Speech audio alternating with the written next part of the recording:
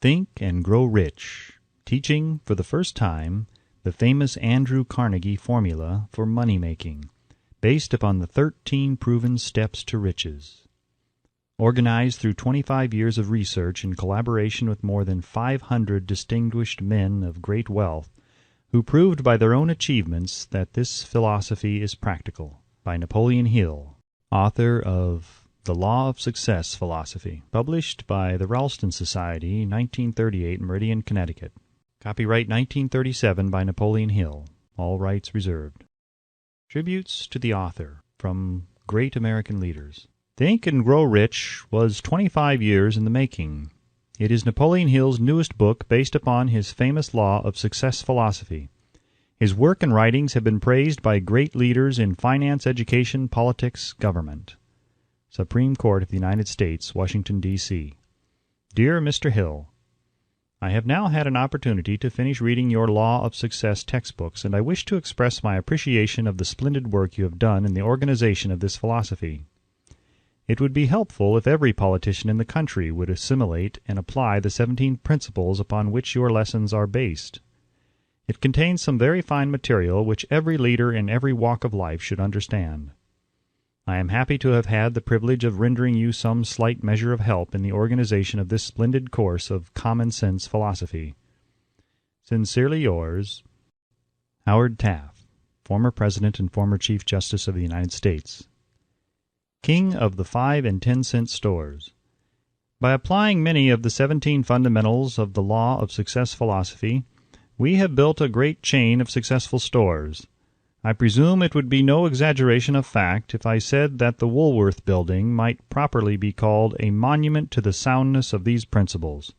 F. W. Woolworth. A great steamship magnate.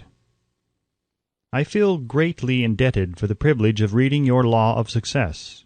If I had had this philosophy 50 years ago, I suppose I could have accomplished all that I have done in less than half the time. I sincerely hope the world will discover and reward you. Robert Dollar. Famous American labor leader. Mastery of the Law of Success philosophy is the equivalent of an insurance policy against failure. Samuel Gompers. A former President of the United States. May I not congratulate you on your persistence? Any man who devotes that much time must of necessity make discoveries of great value to others. I am deeply impressed by your interpretation of the mastermind principles which you have so clearly described. Woodrow Wilson. A Merchant Prince. I know that your 17 fundamentals of success are sound because I have been applying them in my business for more than 30 years. John Wanamaker. World's largest maker of cameras. I know that you are doing a world of good with your Law of Success. I would not care to set a monetary value on this training because it brings to the student qualities which cannot be measured by money alone. George Eastman. A nationally known business chief. Whatever success I may have attained, I owe entirely to the application of your 17 fundamental principles of the Law of Success. I believe I have the honor of being your first student. W. M. Wrigley, Jr. Author's Preface.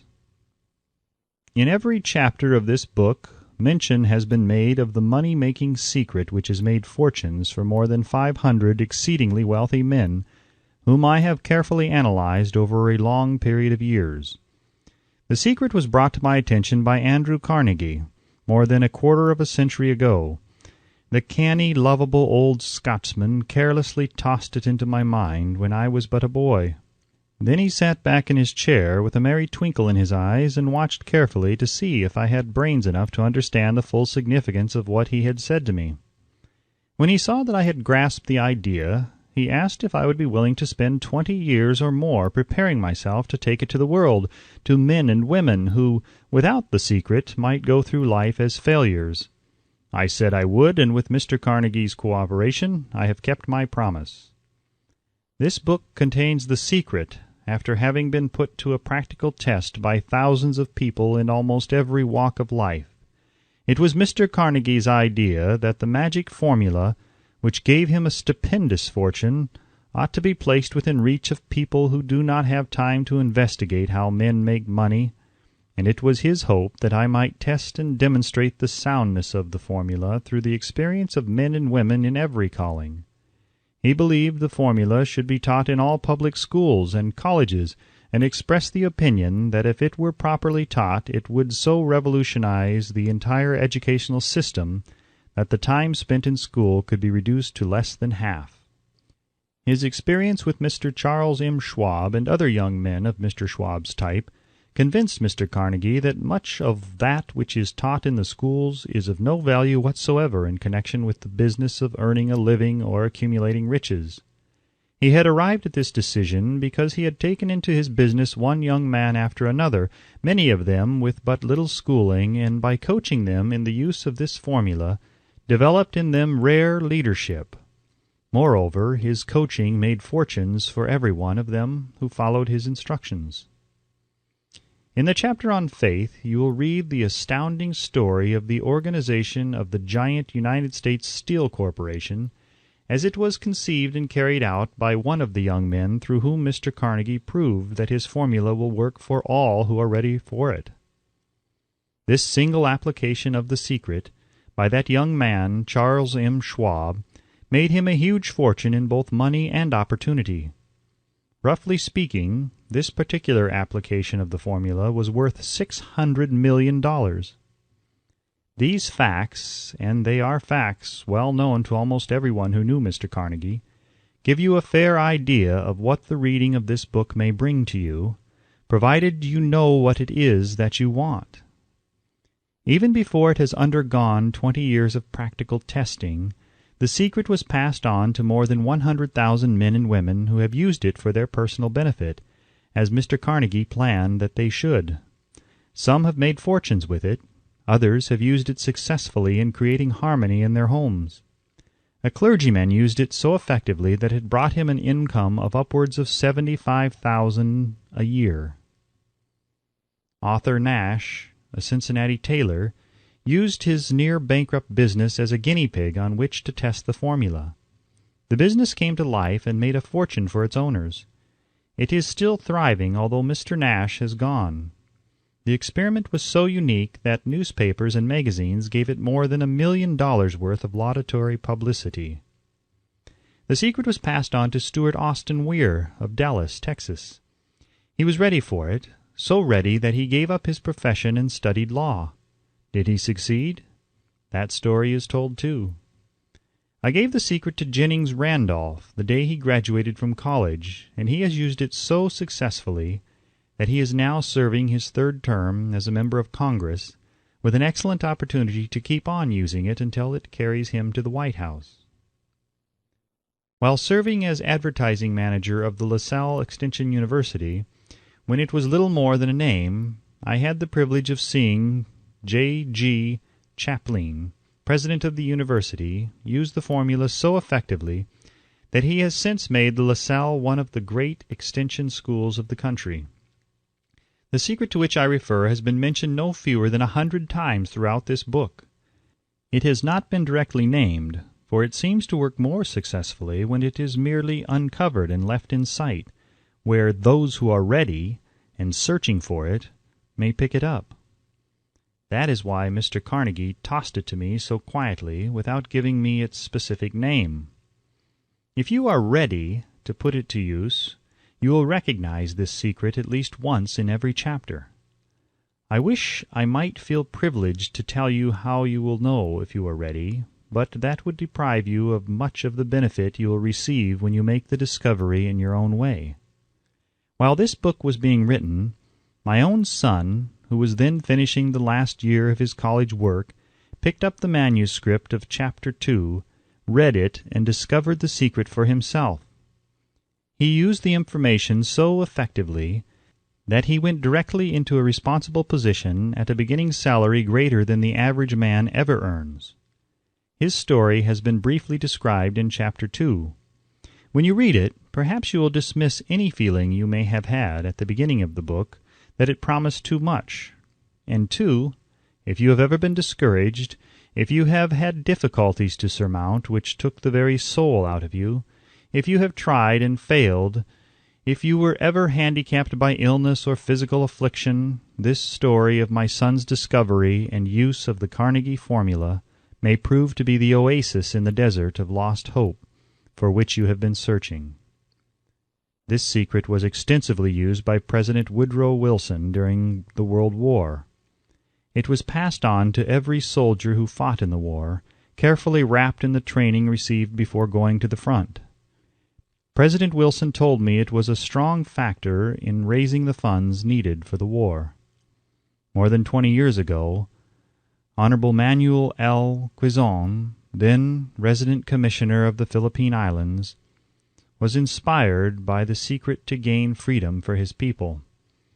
He has gained freedom for the Philippines and is the first president of the Free State. A peculiar thing about this secret is that those who once acquire it and use it find themselves literally swept on to success, with but little effort, and they never again submit to failure. If you doubt this, study the names of those who have used it, wherever they have been mentioned. Check their records for yourself, and be convinced. There is no such thing as something for nothing. The secret to which I refer cannot be had without a price, although the price is far less than its value. It cannot be had at any price by those who are not intentionally searching for it. It cannot be given away. It cannot be purchased for money, for the reason that it comes in two parts. One part is already in possession of those who are ready for it. The secret serves equally well all who are ready for it. Education has nothing to do with it.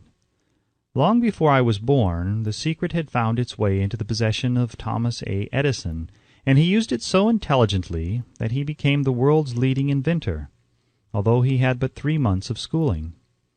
The secret was passed on to a business associate of Mr. Edison. He used it so effectively that although he was then making only $12,000 a year, he accumulated a great fortune and retired from active business while still a young man. You will find his story at the beginning of the first chapter. It should convince you that riches are not beyond your reach, that you can still be what you wish to be, that money, fame, recognition, and happiness can be had by all who are ready and determined to have these blessings. How do I know these things? You should have the answer before you finish this book. You may find it in the very first chapter or on the last page.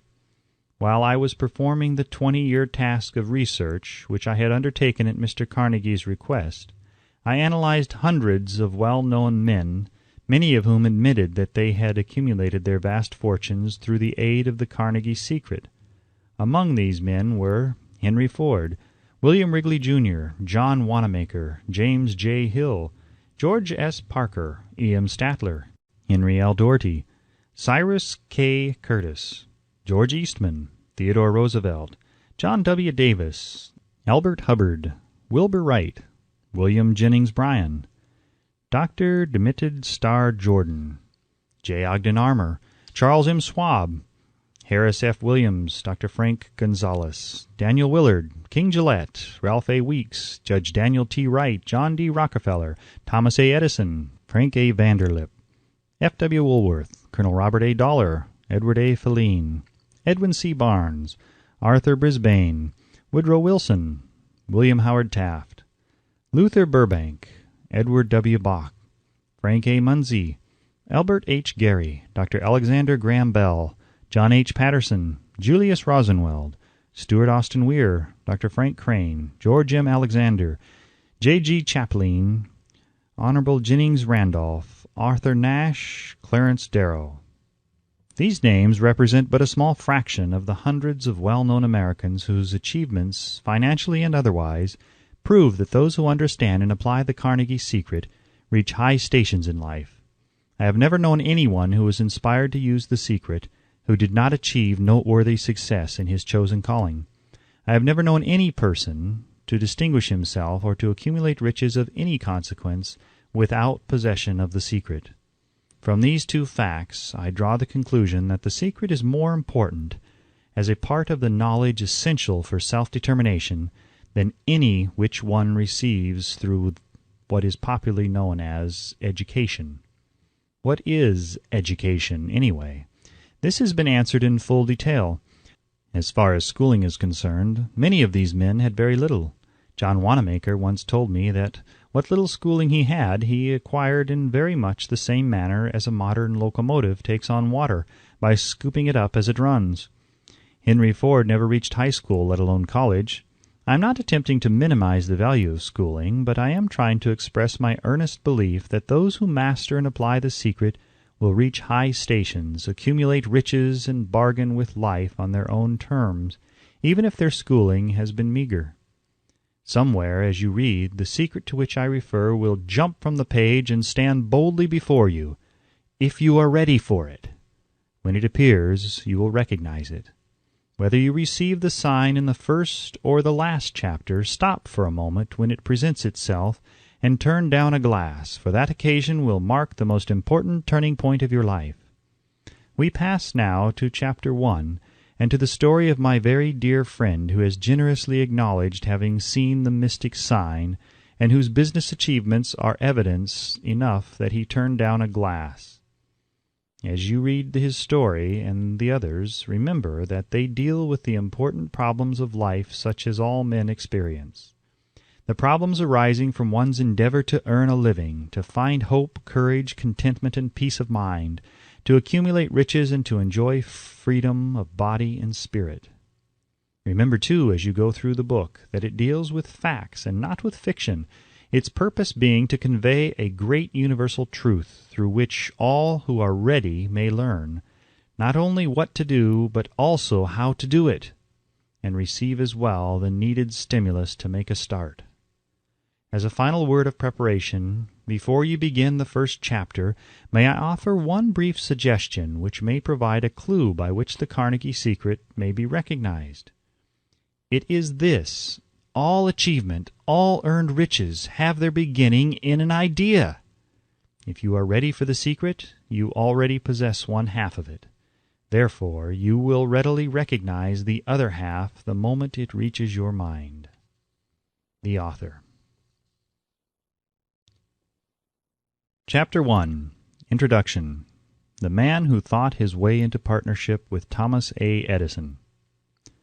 Truly, thoughts are things, and powerful things at that, when they are mixed with definiteness of purpose, persistence, and a burning desire for their translation into riches or other material objects. A little more than 30 years ago, Edwin C. Barnes discovered how true it is that men really do think and grow rich. His discovery did not come about at one sitting. It came little by little, beginning with a burning desire to become a business associate of the great Edison. One of the chief characteristics of Barnes' desire was that it was definite. He wanted to work with Edison, not for him. Observe carefully the description of how he went about translating his desire into reality, and you will have a better understanding of the 13 principles which lead to riches. When this desire, or impulse of thought, first flashed into his mind, he was in no position to act upon it. Two difficulties stood in his way. He did not know Mr. Edison, and he did not have enough money to pay his railroad fare to Orange, New Jersey. These difficulties were sufficient to have discouraged the majority of men from making any attempt to carry out the desire. But this was no ordinary desire. He was so determined to find a way to carry out his desire that he finally decided to travel by blind baggage rather than be defeated. To the uninitiated, this means that he went to East Orange on a freight train. He presented himself at Mr. Edison's laboratory and announced he had come to go into business with the inventor. In speaking of the first meeting between Barnes and Edison years later, Mr. Edison said, "He stood there before me, looking like an ordinary tramp, but there was something in the expression of his face which conveyed the impression that he was determined to get what he had come after. I had learned from years of experience with men that when a man really desires a thing so deeply that he is willing to stake his entire future on a single turn of the wheel in order to get it, he is sure to win. I gave him the opportunity he asked for, because I saw he had made up his mind to stand by until he succeeded. Subsequent events proved that no mistake was made." Just what young Barnes said to Mr. Edison on that occasion was far less important than that which he thought. Edison himself said so. It could not have been the young man's appearance which got him his start in the Edison office, for that was definitely against him. It was what he thought that counted. If the significance of this statement could be conveyed to every person who reads it, there would be no need for the remainder of this book. Barnes did not get his partnership with Edison on his first interview. He did get a chance to work in the Edison offices at a very nominal wage, doing work that was unimportant to Edison, but most important to Barnes, because it gave him an opportunity to display his merchandise where his intended partner could see it. Months went by. Apparently nothing happened to bring the converted goal which Barnes had set up in his mind as his definite major purpose. But something important was happening in Barnes's mind. He was constantly intensifying his desire to become the business associate of Edison. Psychologists have correctly said that when one is truly ready for a thing, it puts in its appearance. Barnes was ready for a business association with Edison. Moreover, he was determined to remain ready until he got that which he was seeking. He did not say to himself, well, what's the use? I guess I'll change my mind and try for a salesman's job. But he did say, I came here to go into business with Edison, and I'll accomplish this end if it takes the remainder of my life. He meant it. What a different story men would have to tell if only they would adopt a definite purpose, and stand by that purpose until it had time to become an all-consuming obsession. Maybe young Barnes did not know it at the time, but his bulldog determination, his persistence in standing back of a single desire, was destined to mow down all opposition and bring him the opportunity he was seeking. When the opportunity came, it appeared in a different form, and from a different direction than Barnes had expected. That is one of the tricks of opportunity. It has a sly habit of slipping in by the back door, and often it comes disguised in the form of misfortune or temporary defeat. Perhaps this is why so many fail to recognize opportunity. Mr. Edison had just perfected a new office device known at that time as the Edison dictating machine, now the Ediphone. His salesmen were not enthusiastic over the machine. They did not believe it could be sold without great effort. Barnes saw his opportunity. It had crawled in quietly, hidden in a queer-looking machine which interested no one but Barnes and the inventor. Barnes knew he could sell the Edison dictating machine. He suggested this to Edison, and promptly got his chance. He did sell the machine. In fact, he sold it so successfully that Edison gave him a contract to distribute and market it all over the nation. Out of that business association grew the slogan, "Made by Edison and installed by Barnes." The business alliance has been in operation for more than 30 years. Out of it, Barnes has made himself rich in money, but he has done something infinitely greater. He has proved that one really may think and grow rich. How much actual cash that original desire of Barnes has been worth to him, I have no way of knowing. Perhaps it has brought him $2 or $3 million, but the amount, whatever it is, becomes insignificant when compared with the greater asset he acquired in the form of definite knowledge that an intangible impulse of thought can be transmuted into its physical counterpart by the application of known principles. Barnes literally thought himself into a partnership with the great Edison. He thought himself into a fortune. He had nothing to start with except the capacity to know what he wanted and the determination to stand by that desire until he realized it. He had no money to begin with. He had but little education. He had no influence, but he did have initiative, faith, and the will to win. With these intangible forces, he made himself #1 man with the greatest inventor who ever lived. Now let us look at a different situation and study a man who had plenty of tangible evidence of riches, but lost it because he stopped 3 feet short of the goal he was seeking. 3 feet from gold. One of the most common causes of failure is the habit of quitting when one is overtaken by temporary defeat. Every person is guilty of this mistake at one time or another. An uncle of R.U. Darby was caught by the gold fever in the gold rush days and went west to dig and grow rich. He had never heard that more gold has been mined from the brains of men than has ever been taken from the earth. He staked a claim and went to work with pick and shovel. The going was hard, but his lust for gold was definite.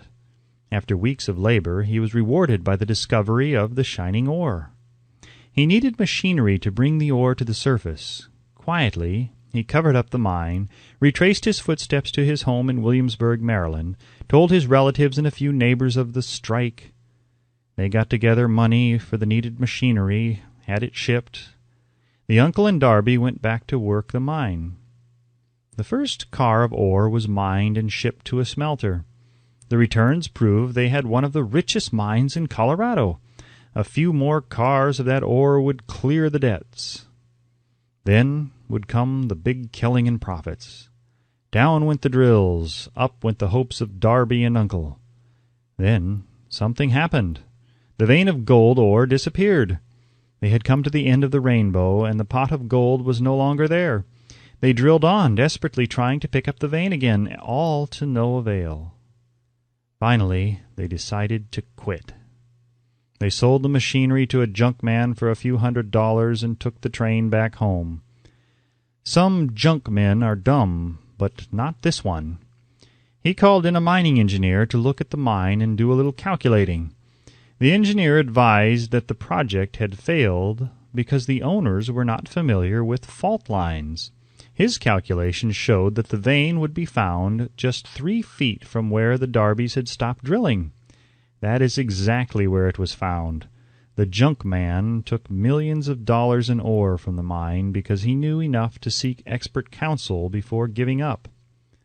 Most of the money which went into the machinery was procured through the efforts of R.U. Darby, who was then a very young man. The money came from his relatives and neighbors because of their faith in him.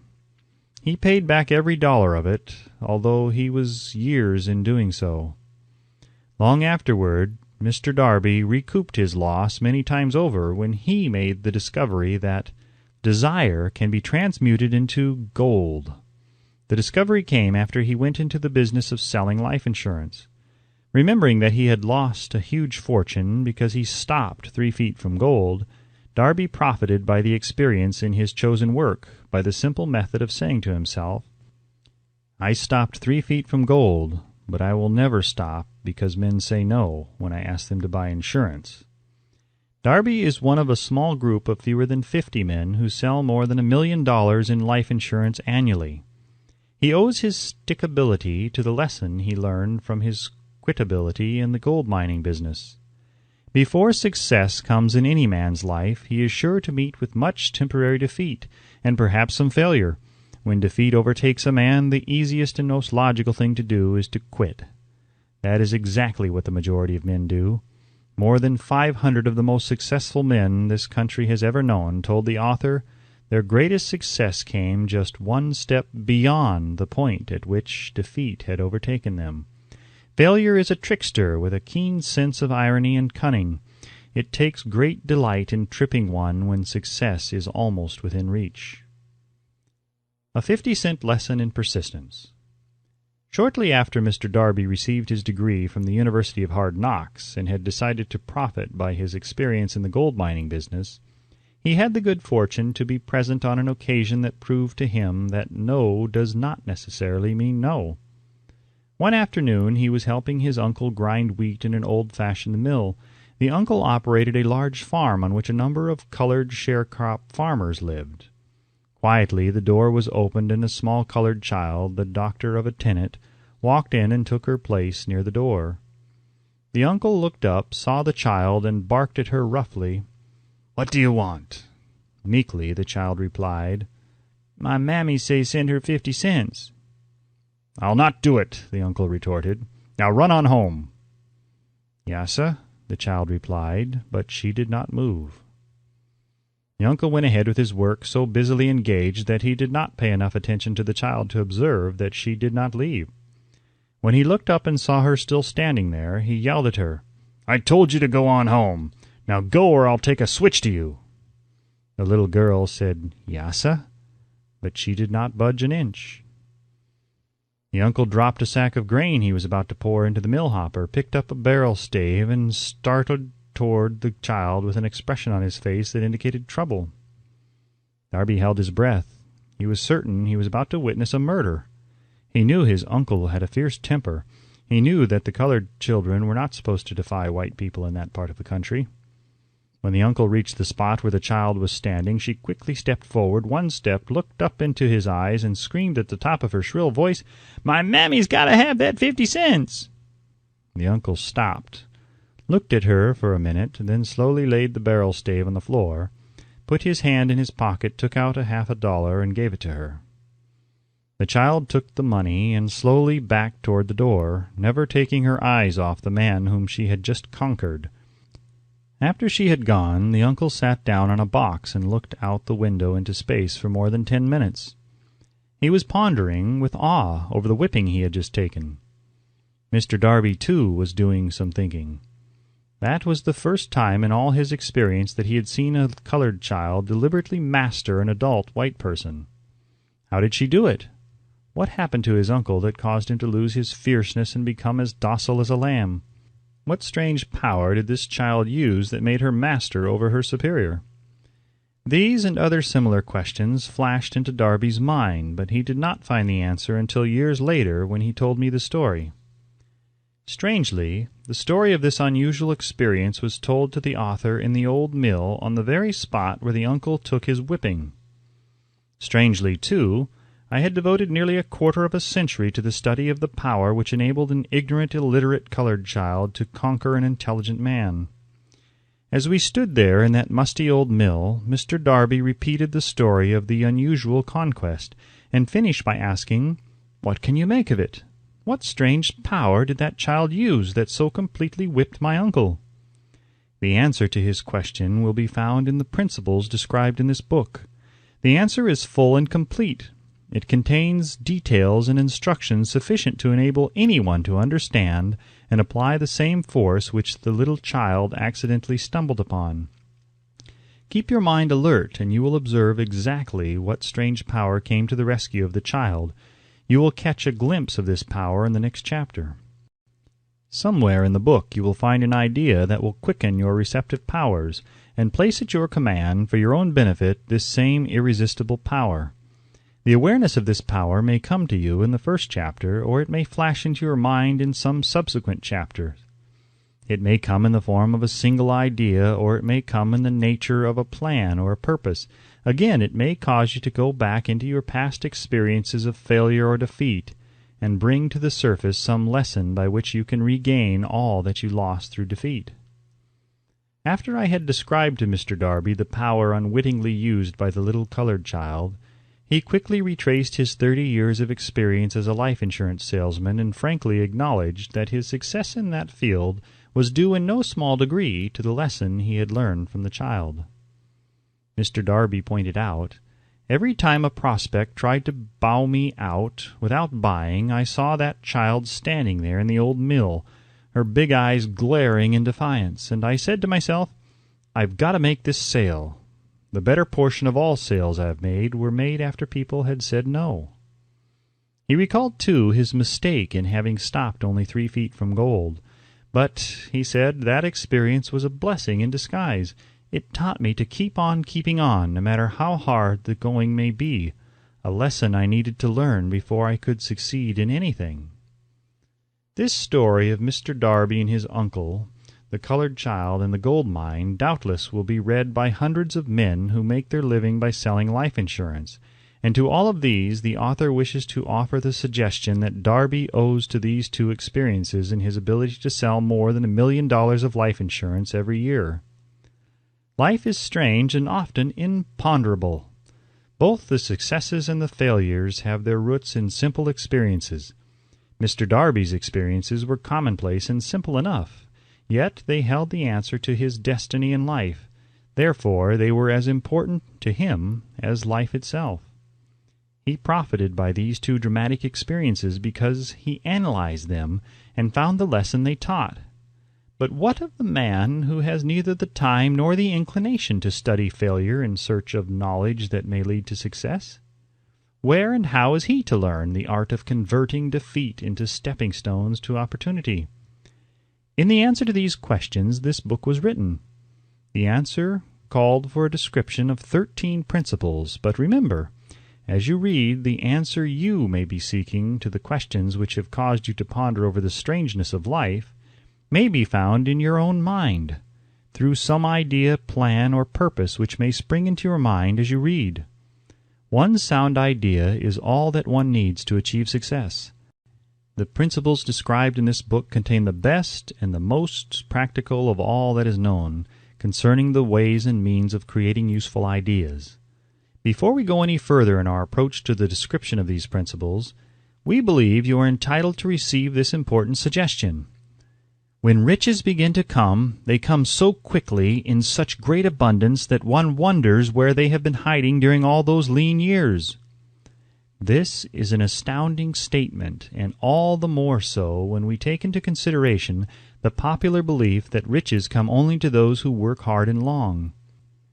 When you begin to think and grow rich, you will observe that riches begin with a state of mind, with definiteness of purpose, with little or no hard work.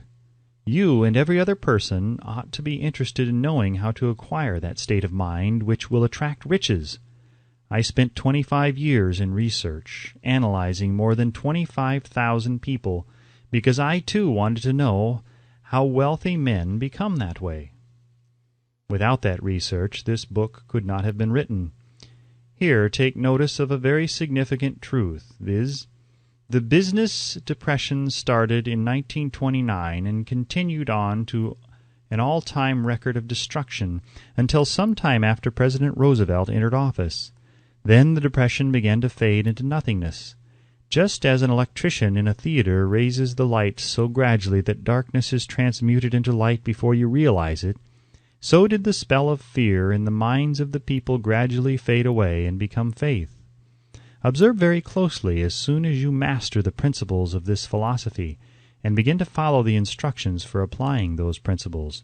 Your financial status will begin to improve, and everything you touch will begin to transmute itself into an asset for your own benefit. Impossible? Not at all! One of the main weaknesses of mankind is the average man's familiarity with the word impossible. He knows all the rules which will not work. He knows all the things which cannot be done. This book was written for those who seek the rules which have made others successful and are willing to stake everything on those rules. A great many years ago I purchased a fine dictionary. The first thing I did with it was to turn to the word impossible and neatly clip it out of the book. That would not be an unwise thing for you to do. Success comes to those who become success-conscious. Failure comes to those who indifferently allow themselves to become failure-conscious. The object of this book is to help all who seek it to learn the art of changing their minds from failure-consciousness to success-consciousness. Another weakness found in altogether too many people is the habit of measuring everything and everyone by their own impressions and beliefs. Some who will read this will believe that no one can think and grow rich. They cannot think in terms of riches because their thought habits have been steeped in poverty, want, misery, failure, and defeat. These unfortunate people remind me of the prominent Chinese who came to America to be educated in American ways. He attended the University of Chicago. One day, President Harper met this young Oriental on the campus, stopped to chat with him for a few minutes, and asked what had impressed him as being the most noticeable characteristic of the American people. "Why," the Chinaman exclaimed, "the queer slant of your eyes. Your eyes are off slant." What do we say about the Chinese? We refuse to believe that which we do not understand. We foolishly believe that our own limitations are the proper measurement of limitations. Sure, the other fellow's eyes are off slant because they are not the same as our own. Millions of people look at the achievements of Henry Ford after he has arrived and envy him because of his good fortune or luck or genius or whatever it is that they credit for Ford's fortune. Perhaps one person in every 100,000 knows the secret of Ford's success, and those who do know are too modest or too reluctant to speak of it because of its simplicity. A single transaction will illustrate the secret perfectly. A few years back, Ford decided to produce his now famous V8 motor. He chose to build an engine with the entire 8 cylinders cast in one block, and instructed his engineers to produce a design for the engine. The design was placed on paper, but the engineers agreed to a man that it was simply impossible to cast an 8-cylinder gas engine block in one piece. Ford said, "Produce it anyway." "But," they replied, "it's impossible." "Go ahead," Ford commanded, "and stay on the job until you succeed, no matter how much time is required." The engineers went ahead. There was nothing else for them to do if they were to remain on the Ford staff. 6 months went by, nothing happened. Another 6 months passed, and still nothing happened. The engineers tried every conceivable plan to carry out the orders, but the thing seemed out of the question. Impossible! At the end of the year, Ford checked with his engineers, and again they informed him that they had found no way to carry out his orders. "Go right ahead," said Ford. "I want it, and I'll have it." They went ahead, and then, as if by a stroke of magic, the secret was discovered. The Ford determination had won once more. This story may not be described with minute accuracy, but the sum and substance of it is correct. Deduce from it, you who wish to think and grow rich, the secret of the Ford millions, if you can. You will not have to look very far. Henry Ford is a success because he understands and applies the principles of success. One of these is desire, knowing what one wants. Remember this Ford story as you read, and pick out the lines in which the secret of his stupendous achievement has been described. If you can do this, if you can lay your finger on the particular group of principles which made Henry Ford rich, you can equal his achievements in almost any calling for which you are suited. You are the master of your fate, the captain of your soul, because when Henley wrote the prophetic lines, "I am the master of my fate, I am the captain of my soul," he should have informed us that we are the masters of our fate, the captains of our souls, because we have the power to control our thoughts. He should have told us that the ether in which this little earth floats, in which we move and have our being, is a form of energy moving at an inconceivably high rate of vibration, and that the ether is filled with a form of universal power which adapts itself to the nature of the thoughts we hold in our minds, and influences us in natural ways to transmute our thoughts into their physical equivalent. If the poet had told us of this great truth, we would know why it is that we are the masters of our fate, the captains of our souls. He should have told us with great emphasis that this power makes no attempt to discriminate between the destructive thoughts and the constructive thoughts, that it will urge us to translate into physical reality thoughts of poverty just as quickly as it will influence us to act upon thoughts of riches. He should have told us, too, that our brains become magnetized with the dominating thoughts which we hold in our minds, and by means with which no man is familiar, these magnets attract to us the forces, the people, the circumstances of life which harmonize with the nature of our dominating thoughts. He should have told us that before we can accumulate riches in great abundance, we must magnetize our minds with intense desire for riches, that we must become money-conscious until the desire for money drives us to create definite plans for acquiring it. But being a poet and not a philosopher, Henley contented himself by stating a great truth in poetic form, leaving those who followed him to interpret the philosophical meaning of his lines. Little by little the truth has unfolded itself until it now appears certain that the principles described in this book hold the secret of mastery over our economic fate. We are now ready to examine the first of these principles. Maintain a spirit of open-mindedness, and remember as you read they are the invention of no one man. The principles were gathered from the life experiences of more than 500 men who actually accumulated riches in huge amounts, men who began in poverty with but little education, without influence. The principles worked for these men. You can put them to work for your own enduring benefit. You will find it easy, not hard, to do. Before you read the next chapter, I want you to know that it conveys factual information which might easily change your entire financial destiny, as it has so definitely brought the changes of stupendous proportions to two people described. I want you to know also that the relationship between these two men and myself is such that I could have taken no liberties with the facts, even if I had wished to do so. One of them has been my closest personal friend for almost 25 years, and the other is my own son.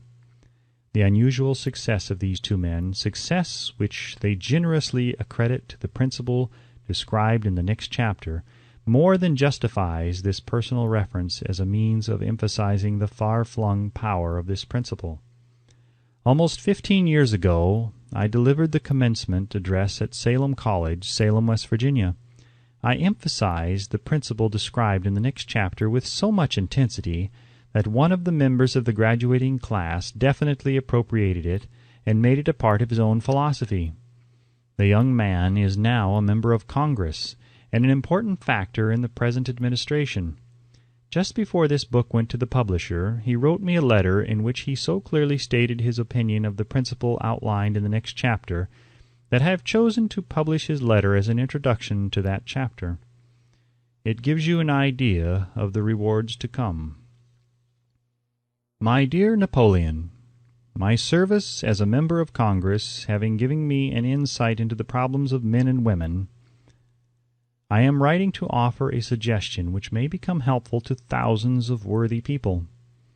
With apologies, I must state that the suggestion, if acted upon, will mean several years of labor and responsibility for you, but I am enheartened to make the suggestion because I know your great love for rendering useful service. In 1922, you delivered the commencement address at Salem College when I was a member of the graduating class. In that address, you planted in my mind an idea which has been responsible for the opportunity I now have to serve the people of my state, and will be responsible in a very large measure for whatever success I may have in the future. The suggestion I have in mind is that you put into a book the sum and substance of the address you delivered at Salem College, and in that way give the people of America an opportunity to profit by your many years of experience and association with the men who, by their greatness, have made America the richest nation on earth. I recall, as though it were yesterday, the marvelous description you gave of the method by which Henry Ford, with but little schooling, without a dollar, with no influential friends, rose to great heights. I made up my mind then, even before you had finished your speech, that I would make a place for myself, no matter how many difficulties I had to surmount. Thousands of young people will finish their schooling this year, and within the next few years. Every one of them will be seeking just such a method of practical encouragement as the one I received from you. They will want to know where to turn, what to do, to get started in life. You can tell them because you have helped to solve the problems of so many, many people. If there is any possible way that you can afford to render so great a service, may I offer the suggestion that you include with every book one of your personal analysis charts, in order that the purchaser of the book may have the benefit of a complete self-inventory, indicating, as you indicated to me years ago, exactly what is standing in the way of success. Such a service as this, providing the readers of your book with a complete, unbiased picture of their faults and their virtues, would mean to them the difference between success and failure. The service would be priceless. Millions of people are now facing the problem of staging a comeback because of the Depression, and I speak from personal experience when I say I know these earnest people would welcome the opportunity to tell you their problems and to receive your suggestions for the solution. You know the problems of those who face the necessity of beginning all over again. There are thousands of people in America today who would like to know how they can convert ideas into money, people who must start at scratch without finances and recoup their losses. If anyone can help them, you can. If you publish the book, I would like to own the first copy that comes from the press, personally autographed by you. With best wishes, believe me, cordially yours, Jennings Randolph. This ends Chapter 1 of Think and Grow Rich by Napoleon Hill, and read by Sean Penning, author of the new novel The Cicadas. If you've enjoyed this recording and would like to hear more, please watch your email carefully for correspondence from thecicadas.com, as we will notify you when the next chapter is ready. If you would like to support more efforts like this, please consider purchasing The Cicadas, now available in a rare pre-published format and at a special low sales price to anyone who places a vote for the book's cover art.